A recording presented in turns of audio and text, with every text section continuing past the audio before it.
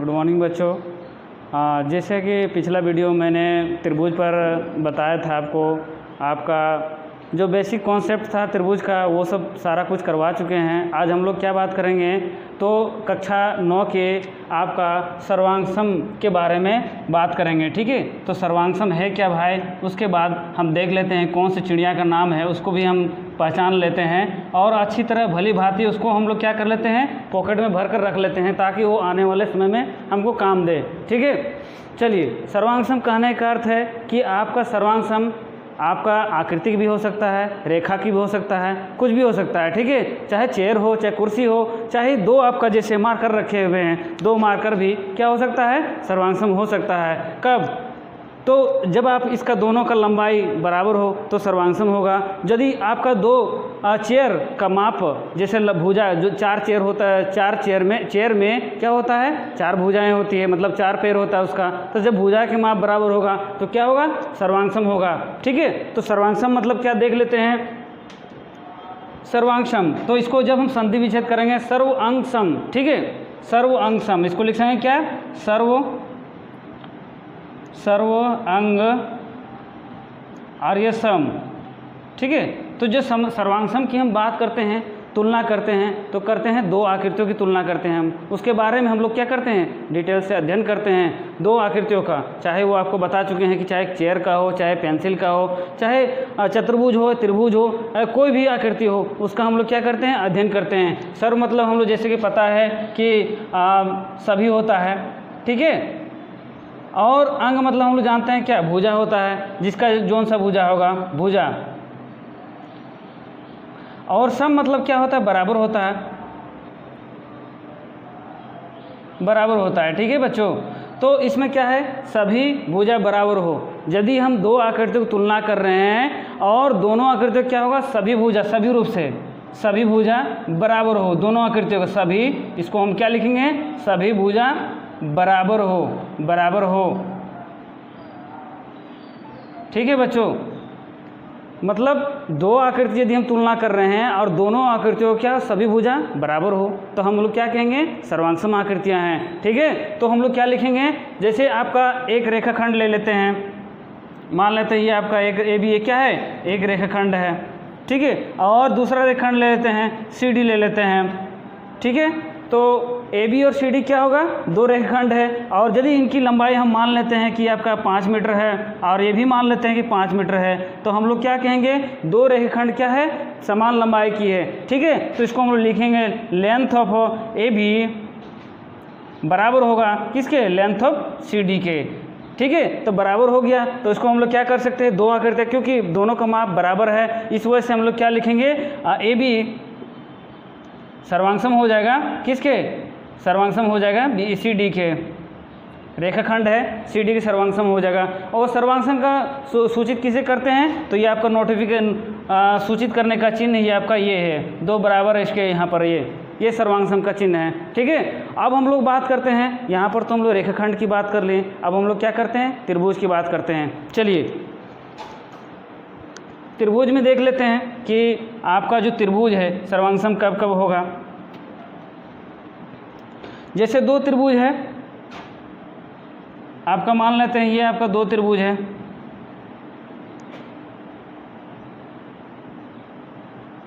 जैसा कि देख पा रहे होंगे ये आपका ABC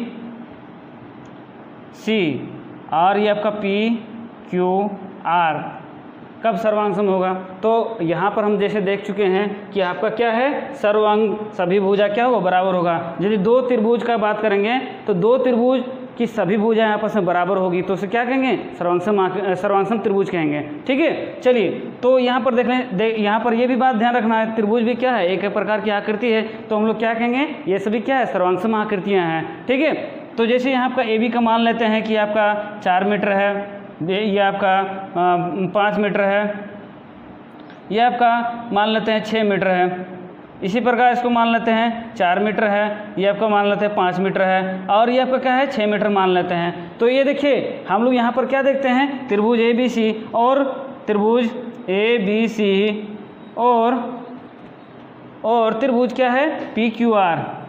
पी क्यू आर में क्या देखते हैं, तो पी क्यू आर में देखते हैं कि ए बी बराबर है किसके, पी क्यू के, ठीक है, जिसकी लंबाई कितना है 4 मीटर है, ठीक है। और देखिए दिया हुआ है बी सी बराबर है किसके, क्यू आर के, तो वो उसकी लंबाई कितना है 5 सेंटीमीटर है, 5 मीटर है। और आपका ए सी बराबर है पी आर के और उसकी लंबाई कितना है 6 मीटर है। तो यहाँ पर हम देख पा रहे हैं कि सभी भुजाओं की माप बराबर एक दूसरे से। ये वाला भुजा, ये भुजा इसके बराबर है, ये भुजा देखिए, ये भुजा इसके बराबर है, ये भुजा इसके बराबर है और ये भुजा इसके बराबर है। तो ये त्रिभुज क्या हो गया, दोनों त्रिभुज सर्वांगसम हो गया, ठीक है। तो इसको हम लोग किस प्रकार लिखेंगे, कि आपका लिखेंगे जब इस तरह हो गया तो हम लोग लिखेंगे त्रिभुज ए बी सी क्या हो गया, सर्वांगसम त्रिभुज पी क्यू आर, ठीक है, पी क्यू आर लिखेंगे। तो हम लोग यहाँ पर डिफिनेशन दे देते हैं कि सर्वांगसम आकृतियाँ है क्या। चलिए देख लेते हैं कि वैसी दो आकृतियाँ जिसकी सभी भुजाएं आपस में क्या हो, बराबर हो, तो उसे क्या कहते हैं, सर्वांगसम आकृतियाँ कहते हैं, ठीक है।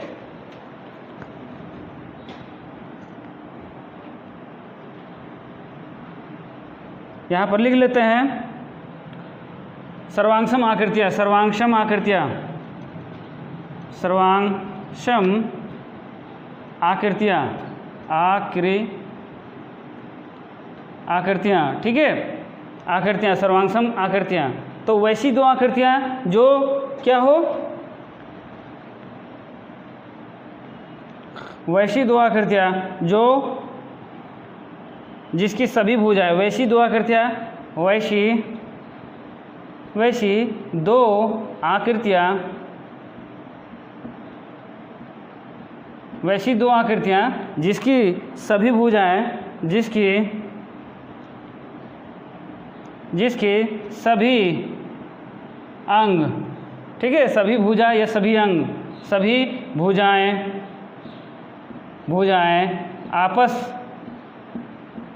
आपस में बराबर हो, उसे क्या कहते हैं, उसे हम लोग क्या कहते हैं, उसे सर्वांगसम आकृतियाँ कहते हैं, सर्वांगसम आकृतियाँ कहते हैं, सर्वांगसम आकृतियाँ कहते हैं, ठीक है बच्चों। चलिए सर्वांगसम आकृतियाँ हो गया। और सर्वांगसम त्रिभुज किसे कहते हैं, तो सर्वांगसम त्रिभुज में लिख लेते हैं कि सर्वांगसम त्रिभुज क्या है भाई, सर्वांगसम त्रिभुज तो इसी प्रकार लिख सकते हैं, त्रिभुज सर्वांगसम त्रिभुज के बारे में हम लोग क्या कह सकते हैं कि जिस त्रिभुज की वैसी जिन दो त्रिभुज की सभी भुजाएं आपस में बराबर हो उसे क्या कहेंगे, सर्वांगसम त्रिभुज कहेंगे। वैसी दो आकृतियाँ, ठीक है, वैसी दो आकृतियाँ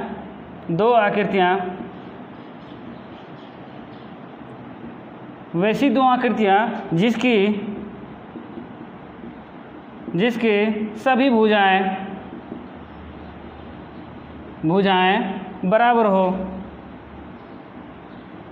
बराबर हो उसे क्या कहते हैं, बराबर हो उसे सर्वांगसम त्रिभुज कहते हैं, ठीक है बच्चों, सर्वांगसम त्रिभुज कहते हैं। चलिए सर्वांगसम त्रिभुज हो गया। अब इसमें सर्वांगसम त्रिभुज किससे सूचित किया जाता है, तो सर्वांगसम त्रिभुज को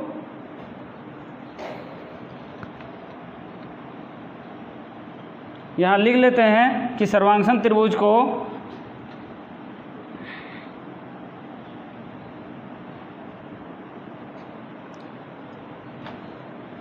सर्वांगसम त्रिभुज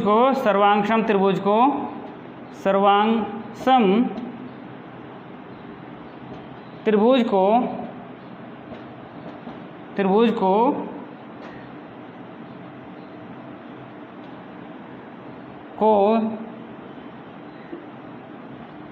इस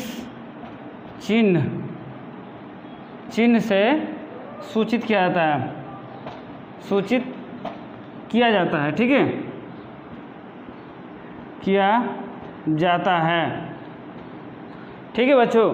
तो हम लोग जान गए हैं कि सर्वांगसम आकृतियाँ क्या हैं। सर्वांगसम यदि कोई आकृतियाँ मतलब आपका कोई भी हो सकता है, चाहे चेयर हो, चाहे कुर्सी हो, चाहे पेन हो, चाहे पेंसिल हो, किसी में भी क्या हो सकता है, सर्वांगसम आकृतियाँ गुण हम लोग देख पाते हैं। दैनिक जीवन में भी हम लोग उसको हम लोग देख सकते हैं। ठीक है, तो चलिए हम लोग क्या करते हैं, अब इसके जो सर्वांगसम आकृतियों के बारे में जान लिए हैं, अब उसके बारे में कसौटियाँ होती हैं। सर्वांगसम जैसे कोई भी चीज़ का कसौटी होता है, कोई चीज़ का नियम कानून होता है, कायदे कानून होता है कि हम कैसे पहचानेंगे कि कौन सी आकृतियाँ सर्वांगसम है और कौन सी सर्वांगसम नहीं है। ठीक है, तो उसके लिए 4 नियम कायदे कानून बनाए गए हैं। तो वो कायदे कानून क्या है भाई, चलिए उसको देख लेते हैं हम लोग।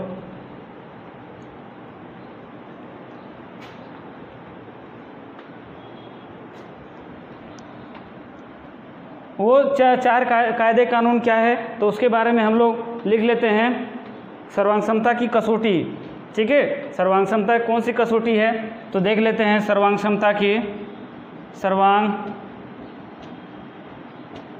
अच्छा ये बात है कि सर्वांगसमता क्या है भाई, तो जिन दो आकृतियाँ सर्वांगसम होगा तो उसके गुण को हम लोग क्या कहेंगे, सर्वांगसमता कहेंगे। आकृतियों जो 2 त्रिभुज सर्वांगसम हैं तो वो गुण को जो प्रदर्शित कर रहा है उस गुण को हम लोग क्या कहेंगे, सर्वांगसमता कहेंगे। तो सर्वांगसमता की कसौटियाँ कौन सी है, सर्वांगसमता की कसौटियाँ, ठीक है। सर्वांगसमता की कसौटियाँ कौन सा है, तो हम लोग जानते हैं मुख्यतः 4 कसौटियाँ होती है। पहला क्या है आपका है पहला SAS, ठीक है। दूसरा इसको हम लोग क्या बोलते हैं, साइड एंगल साइड, ठीक है, इसको हम लोग बोलते हैं साइड एंगल साइड, ठीक है बच्चों। और दूसरा क्या है आपका ASA, इसको बोलते हैं angle side angle side angle, ठीक है बच्चों, एंगल साइड एंगल है। और इसको दूसरा क्या कह सकते हैं, AAS, इसको और भी कह सकते हैं, AAS भी कह सकते हैं इसको, ASA को। चलिए तीसरा देख लेते हैं, तीसरा क्या है, SSS, मतलब ये आपका को हो गया साइड,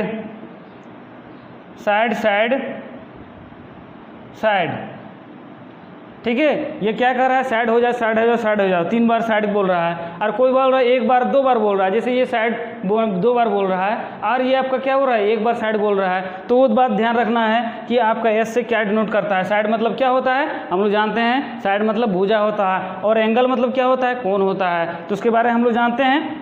चलिए चौथा क्या है, RHS बोलते हैं, ठीक है। RHS क्या है, तो भाई राइट आपका RHS है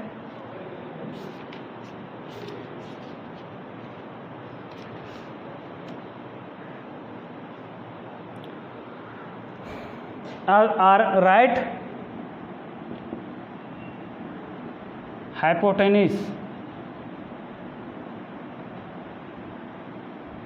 हाइपोटेनिस साइड, ठीक है, राइट हाइपोटेनिस साइड है आपका RHS मतलब। तो उसमें हम लोग देख लेते हैं कि आपका जो राइट हाइपोटेनिस साइड है उसमें क्या करना होता है, तो उसके बारे में अध्ययन करेंगे हम लोग। बेसिकली क्या करेंगे, तो 2 कसौटियों का भी अध्ययन करेंगे।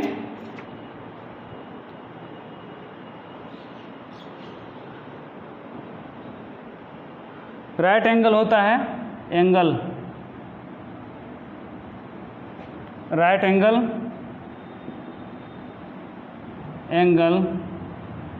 हाइपोटेनिस साइड, ठीक है। तो यहाँ पर हम लोग बेसिकली कौन सा अध्ययन करेंगे, तो ये फर्स्ट और सेकंड अध्ययन करेंगे। चलिए दोनों देख लेते हैं, 2 को बाद हम अध्ययन करेंगे, ठीक है। चलिए पहला है आपका, पहला कसौटी देख लेते हैं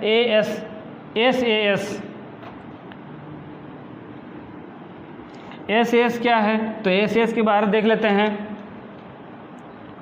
आपका पहला है SAS, ठीक है, इसको हम लोग बोलते हैं साइड एंगल साइड, ठीक है। इसको हिंदी में क्या बोलेंगे, भुजा कोण भुजा बोलेंगे, ठीक है। इसको हिंदी में बोलेंगे भुजा कोण भुजा कोण भुजा, ठीक है। तो है आखिर क्या भाई, इस भुजा कोण भुजा या साइड एंगल साइड है क्या, ठीक है। तो इसके बारे में हम लोग देख लेते हैं कि क्या है आखिर, साइड एंगल साइड या भुजा कोण भुजा, ठीक है। तो यदि दो आकृतियां हैं, इसको बोलते हैं, आपका बता चुके हैं भुजा है, ये आपका कोण है, और ये आपका क्या है, भुजा है। तो यदि दो आकृतियां हैं और हम यदि लगाना चाहते हैं SAS, तो उसके लिए किन बातों को ध्यान रखना होगा?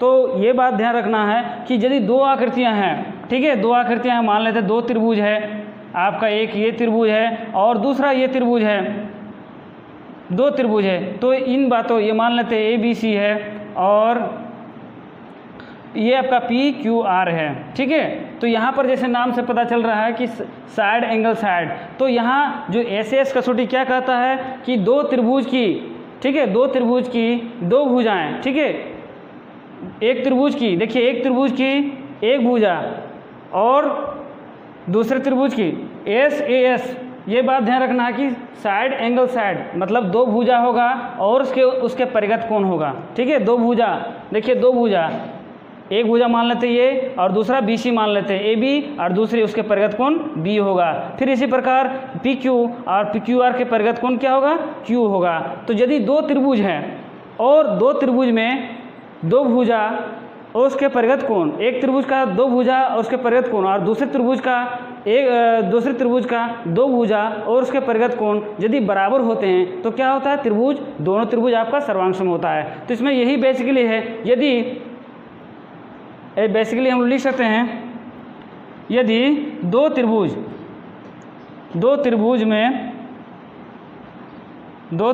में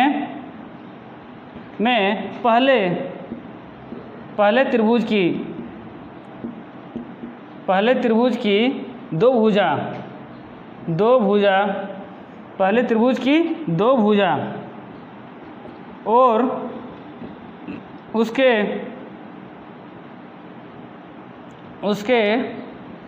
अंतर्गत कोण, ठीक है, अंतर्गत मतलब उसके अंदर कोण जो बीच में बन रहा है, और पहले त्रिभुज की दो भुजा उसके अंतर्गत कोण, दूसरे त्रिभुज की दो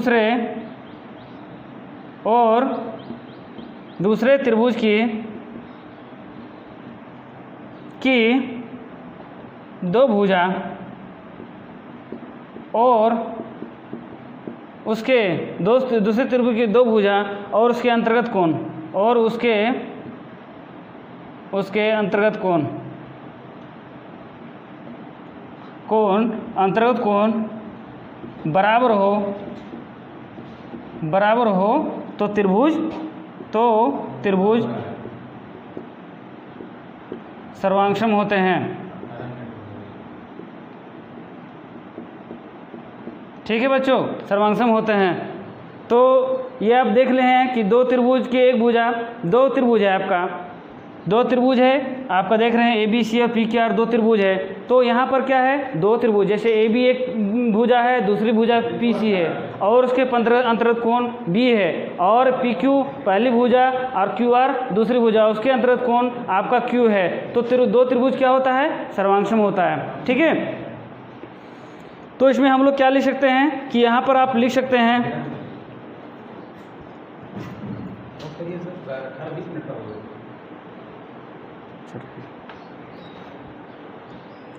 तो इसमें हम लोग क्या कह सकते हैं कि यहाँ पर देख रहे हैं हम लोग,